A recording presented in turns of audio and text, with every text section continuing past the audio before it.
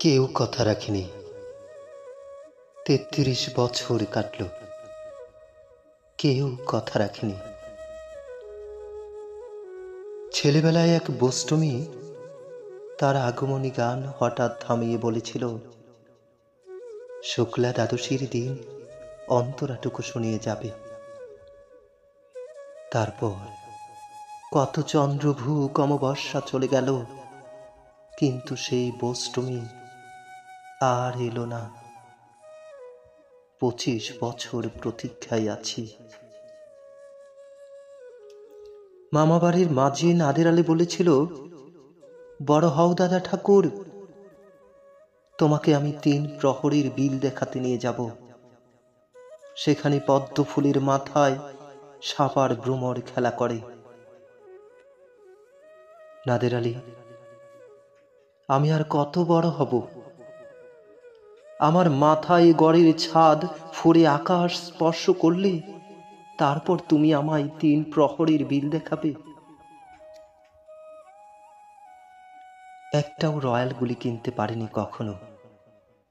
লাঠি লজেন্স দেখিয়ে দেখিয়ে চষেছে লস্কর বাড়ির ছেলেরা। বিখারির মতন চৌধুরীদের গেটে দাঁড়িয়ে দেখেছি ভেতরে রাস উৎসব।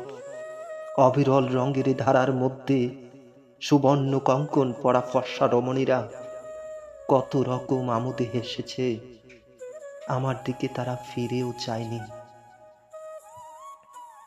বাবা আমার কাঁধ ছুঁয়ে বলেছিলেন, দেখিস একদিন আমরাও।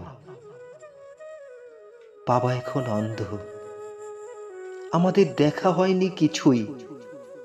সেই রয়্যাল গলি, সেই লাঠি লজেন্স, সেই রাস উৎসব আমায় কেউ ফিরিয়ে দেবে না। বুকের মধ্যে সুগন্ধি রুমাল রেখে বরুণা বলেছিল, যেদিন আমায় সত্যিকারের ভালোবাসবে সেদিন আমার বুকেও এরকম আতরের গন্ধ হবে। ভালোবাসার জন্য আমি হাতের মুঠোয় প্রাণ নিয়েছি। দুরন্ত শাড়ির চোখে বেঁধেছি লাল কাপড়। বিশ্ব সংসার তন্ন তন্ন করে খুঁজে এনেছি ১০৮টা নীলপদ্ম। তবু কথা রাখেনি বরুণা। এখন তার বুকে শুধুই মাংসের গন্ধ। এখনো সে যে কোনো নারী। কেউ কথা রাখেনি। ৩৩ বছর কাটল, কেউ কথা রাখে না।